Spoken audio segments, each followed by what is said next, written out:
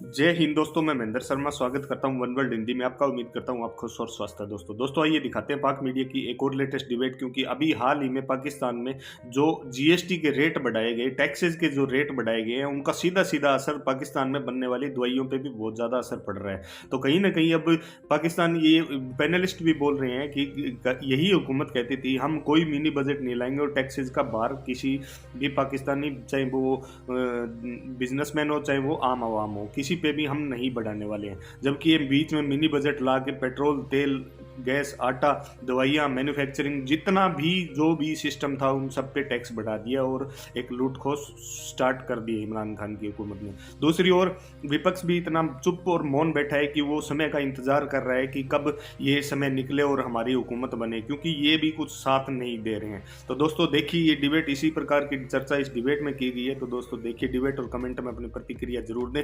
Last में आपसे request करूँ, चैनल पर नए हैं तो चैनल को सबसे पहले सब्सक्राइब कीजिए, लाइक शेयर कमेंट जरूर कीजिए। दोस्तों जय हिंद, वंदे मातरम, भारत माता की जय। दोस्तों साहब ये याद कराऊं कि 12 जून को ये उस वक्त के एडवाइज़र ख़जाना जो थे, आज के जो वज़ीर ख़जाना हैं, उन्होंने 12 जून को अपनी पोस्ट बजट प्रेस कॉन्फ्रेंस करते हुए ये कहा था कि इस मुल्क में कोई मिनी बजट नहीं आएगा।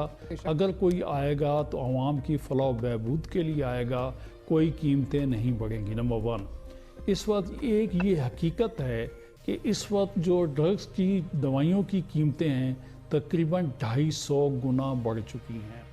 बाकी रह गया ये सिलसिला कि जहाँ तक रिफंड की बात है, आप किसी टैक्स वाले से पता कर लें, किसी बिजनेसमैन से पता कर लें, कितने साल के टैक्सेस जो हैं, मतलब ये बिजनेसमैन, गवर्नमेंट, एफबीआर, कौन से फोरम तक अप टू सुप्रीम कोर्ट तक के लिए जो है वो चीज़ें, वो डिस्प्यूट पेंडिंग रहता है और आखिर में एंड रिजल्ट कंज्यूमर जो है ना वो ज़लील ख्वार होता रहता है। अब देखें दवाइयों की कीमतें बढ़ने क्यों वजह बढ़ी हैं। इस मुल्क की बदकिस्मती ये है कि यहाँ पे अगर आप मेडिसिन को, ऐसा तो नहीं है कि ओले जो गिरते हैं उसमें मेडिसिन गिरती हैं, डेफिनेटली इंडस्ट्री कोई आदमी चलाता है, कोई इन्वेस्टमेंट करता है। आपने अद्वियात की जो भी चीज़ें हैं उनको मंगवाने पे भी सेल टैक्स लगा दी है। यहाँ पे इस मुल्क में सुई गैस मिलती नहीं है, बिजली जो है आपने महंगी कर दी है, पेट्रोलियम आसमान पे चली गई है और अद्वियात की कीमतें तो बढ़ना यकीनी तौर पे वो बढ़ेंगी। उसका बजाय मेरा कहना ये है कि बजाय आप कार्ड कूट दें लोगों को, आप कम से कम ये जो आम ज़रूरत की चीज़ें हैं, मौजूदा गवर्नमेंट को चाहिए ये था कि उन चीज़ों की कीमतें ना बढ़ती, ना 17% टैक्स लगाना पड़ता, ना आप हेल्थ कार्ड वाला जो सिलसिला किया है वो आवाम के पास जाता। तो पहली बात तो ये रिफ़ंड कभी भी नहीं मिलेगा और ये हो सकता है कि ये गवर्नमेंट अपना टेन्योर जो है आज पूरा करे, कल पूरा करे, पूरा करके जाए। आने वाली हुकूमत जो है ये रिफ़ंड करती रहे और लोग लिटिगेशन में चलेंगे। बहरहाल ये ज़्यादती वाली बात मैं आपको ये कह रहा हूँ कि ये डॉक्टर साहबा आपने जो चीज़ उठाई है, इससे देख लें कि पेशेंट वो कहाँ जाए। आप उसको रिफ़ंड तो दे देंगे, लेकिन सस्ती अद्वियात जो मजबूर, शुगर के मरीज़, दिल के मरीज़, ब्लड प्रेशर के मरीज़, जो मरीज़ हैं वो कहाँ जाए। वो डॉक्टर साहब आप खुद समझती हैं, एमरजेंसी वाले कार्ड लिए तो ठीक है, आपने कार्ड दे दिया, कोई बीमार वो खाली चंद एक अजला में तो नहीं होंगे। परवेज़ खटक साहब ने तो ये कह दिया है कि ये सारी सहूलतें जो है सवात और मियाँ वाली में नज़र आती हैं, ये उसके डिस्ट्रिक्ट में नज़र नहीं आती हैं। तो मेरा कहना ये मानिया साहबा, हमें जो है ना ओवरऑल मुल्क को देखना है, अपनी आवाम को देखना है। हुकूमत किसी की भी हो तो हमारा कहना ये है कि बसरा साहब बहुत पुराने पार्लियामेंटेरियंस हैं और ये मैं कहता हूँ बसरा साहब खुद बताएं, वो एग्री करेंगे। मैं समझता हूँ कि वो एग्री करेंगे कि इस वक्त महंगाई बहुत ज्यादा जो है वो आसमान को छू रही है। अवाम महंगाई अद्वियात में जो है उसके लिए भी तैयार हो जाए, नया तूफान आने वाला है। And mind you, as we were debating, हम ये डिबेट कर रहे थे तो एक नई खबर आ गई आवाम के लिए। एक और खुशखबरी है कि 3 रुपए पेट्रोल बढ़ गया है। मीडिया तो जो है वो आईना दिखाता है तो नाराज हो जाते हैं, लेकिन अपने लोग क्या कह रहे हैं जरा वो सुन लें। ये 3 रोज के अलावा ये हम पीछे बेंचर्स भी जो हैं आवाम के वोट से आते हैं। गुनाहगार ये 3 रोज ही हैं। ये 3 रोज जितने भी हैं, मैं आपको बताऊं सर, इन सब के ECL में नाम डाल लें आप, इंशाल्लाह पाकिस्तान ठीक हो जाएगा सर। अच्छा जी, और साथ साथ जरा वो जो गिला है प्रोड्यूसर साहब, वो कहाँ कहाँ जो है वो सिर्फ पाकिस्तान समझा जाता है, मियाँ वाली, नौशहरा एक्सेट्रा, जरा वो भी सुनवा दीजिए। पेशावर पाकिस्तान का हिस्सा नहीं है क्या? वो पाकिस्तान से बाहर, पाकिस्तान में 4 ही जिले हैं, एक सुवात है, एक नौशहरा है, एक सवाबी है और एक वहां पे मियावाली है। सर लोड शेडिंग मेरी 20-20 घंटे, 22-22 घंटे, बल्कि 3-3 दिन में बात जगहों पे आप वो कर रहे हैं। मुझे पता नहीं मैं किसके साथ वो करूं। आप गरीब बंदे पे तो आप लोड डाल रहे हैं। जरा खुदारा अपने BMWs और वो लैंड क्रूजर से भी नीचे तो उतरे ना। वहां पे तो आप लैंड क्रूजर और BMWs और हवाई जहाजों में फिर रहे हैं, तो उससे जरा नीचे उतरे। आप गरीब पे खाली बोझ ना डालें, उनके लिए आटा और घी और दूध और वो ना करें और उन पे लोड शेडिंग ना करें। फिर बसरा साहब, आप कहते थे कि पिछली हुकूमतें जो है they are part of the problem. आपके तो जो लोग हैं, आप वो ये कह रहे हैं कि आप लोग जो 3 रोज वाले हैं, यानी कि प्राइम मिनिस्टर इंक्लूडेड, वुज़रा included, you guys are part of the problem. आप प्रॉब्लम है और आप लोगों को अगर हटा दिया जाए तो मामला सब ठीक हो जाएंगे। अब तो अपने लोग ये कह रहे हैं, आप तो मीडिया से और अपोजिशन से नाराज होते हैं। डॉक्टर मारिया जुल्फ़िकार कभी भी हकीकत से आंखें नहीं चुराई। हमारे वज़ीर आज़म खुद इस बात को एडमिट करते हैं, मीडिया के सामने करते हैं। वहाँ पर जो कैबिनेट मीटिंग है, अगर उसमें हर मंगल को मीटिंग होती है, पहला और आखिरी एजेंडा यही होता है। अच्छा, मेरी गुजारिश सुन ले डॉक्टर मारिया, मैं फिर कह रहा हूँ, कोई अगर मगर नहीं है, कोई इफ एंड बट नहीं है। महंगाई एक हकीकत है। महंगाई, हम लोग गली मोहल्ले के कारकुन हैं। जब हम गली मोहल्लों में जाते हैं, जिस दिन हमें पब्लिक ये कहेगी कि शौकत बसरा हालात बेहतर हैं, वो अभी हमें वो जो ट्रिकल डाउन इफेक्ट है, जो हम पॉलिसीज लेकर आ रहे हैं, नहीं हमें वो फीडबैक आ रहा, उसके लिए हम दिन रात मेहनत कर रहे हैं। देखें, मैं आपको फिर अर्ज करूं, मैं छोटा मोटा किसान भी हूं, इसमें कोई शक व शुबा नहीं है कि किसान को बहुत अच्छे रेट मिले हैं, लेकिन पैरेलल क्या हो रहा है, खाद का बहुत बड़ा इशू बन गया है।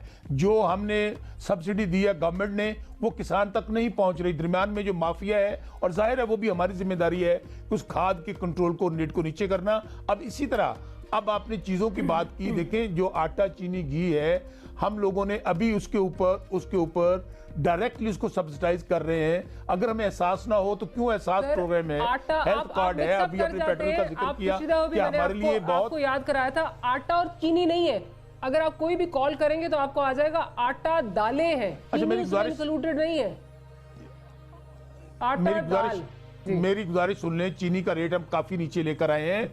मेरी गुजारिश सुन लें, चीनी का रेट हम नीचे लेके आए, लेकिन इसके बावजूद मैं आपको कह रहा हूं डॉक्टर मारिया कि हमारे लिए कोई आइडियल सिचुएशन नहीं है। हमारे लिए बहुत बड़ा इम्तहान है, हमारे लिए बहुत बड़ा चैलेंज है।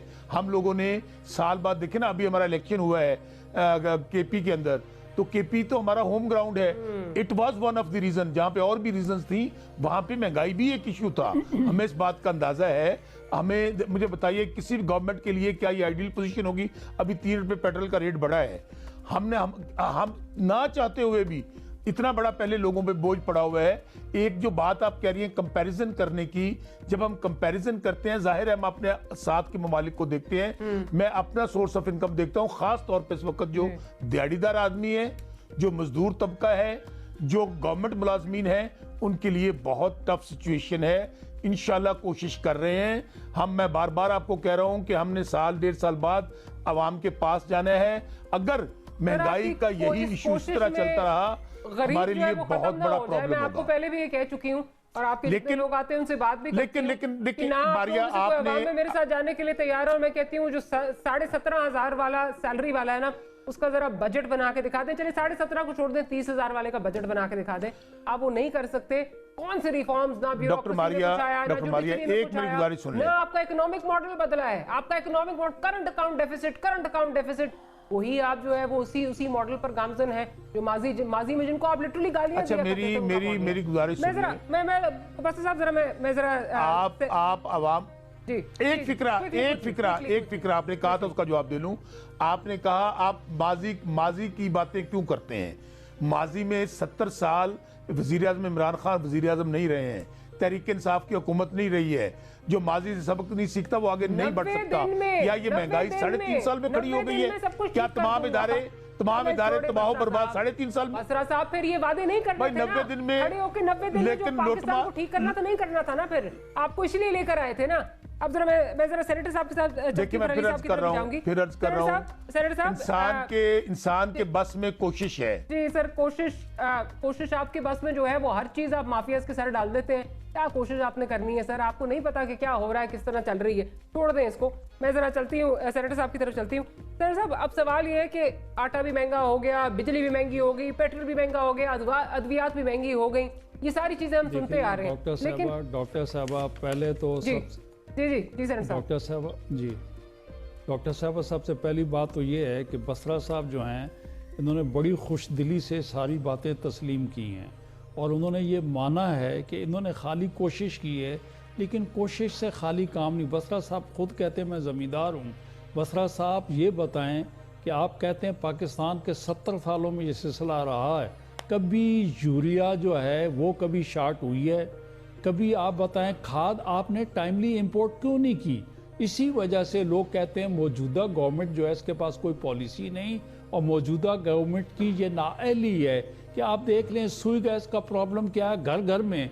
मैं समझता हूँ 4-5 जो लोग बैठे हैं, आप अगर सच बोलेंगे, और मैं तो अली गौहर बलोच साहब को ये कहूँगा, मादरत के अलावा मैं कहता हूँ कि बसरा साहब ने ऐसे ही जज्बाती होकर कुछ कहा। अगर हम सच कहें तो आप बताएं कि किसके घर में 24 घंटे गैस मौजूद है? बिजली की जो पोजीशन है वो आपके सामने है, यूनिट कहाँ चला गया है? पेट्रोल अभी अभी प्रोग्राम में आके बैठे 3 रुपए बढ़ गया। आपने तो लेवी को 70 रुपए बढ़ाने के लिए कहा। अद्वियात के ऊपर अभी डॉक्टर मारिया साहब ji, if you allow me to interject senator साहब, ये सारी चीजें आप भी देख रहे हैं, हम भी देख रहे हैं, लेकिन मेरा फिर आपसे सवाल है कि क्या अब भी आपका जो लॉन्ग मार्च है वो 27 फरवरी को ही होगा? उसका ही इंतजार आप कर रहे हैं या आप सोच रहे हैं कि जल्दी से ना निकल आए? देखें डॉक्टर साहब, आप तो मुझसे ये पूछ रही हैं जैसे हम के इनके मिनी बजट का इंतज़ार कर रहे थे कि हमारा उसके साथ कंडीशनल था। हमने तो इनकी मिनी बजट आने से पहले हमने शेड्यूल किया हुआ था। हम तो जब से ये गवर्नमेंट आई है उस दिन से, आपको पता है APC बिलावल भुट्टो जरदारी साहब ने कब सजेस्ट की थी। उसके बाद आपको पता है कि ये जो मौजूदा जो है पार्टी जो बनी जिसमें से हम निकले, वो आप देख लें कि वो कब उसका सिलसिला रहा। उसके बाद हमने डिवीज़न लेवल पे, डिस्ट्रिक्ट लेवल पे हमारे एहतजाजात तो जारी हैं। हमने तो पहले, आपको पता है कि जो लोगों अपोजिशन के दोस्तों से हमारा ANP का हमारा अलग होने की वजह यही थी कि हम ये कहते थे कि हम कम से कम अपनी आवाज़ सदायत जो है वो तो हम बुलंद करें कि लोगों को पब्लिक जो है, क्योंकि इस वक्त पता है कि जिस्म जान का कोई रिश्ता ही नहीं रख सकता मैडम। तो हमारा तो ये लॉन्ग मार्च जो है ये तो पहले से शेड्यूल है और बिल्कुल होगा। शेड्यूल तो बिल्कुल पहले से है, लेकिन आपको भी पता था कि मिनी बजट जो है वो आ रहा है, बजाय इसके कि आप लोग कोई राब्ते करते, जो इत्तेहादी पार्टीज हैं कोई माइनर खेज राब्ते उनसे करते हैं। आपने भी इंतजार किया कि मिनी बजट आ जाए, अवाम का तूफान जो है, अवाम पे तूफान आ जाए, मजीद जो है ये इनकी पोजीशन वीक हो जाए। तो उसके बाद ये एक सिंबॉलिक आपका जो है ये लग रहा है, क्योंकि आप चाहते हैं कि गवर्नमेंट एक्सपोज हो।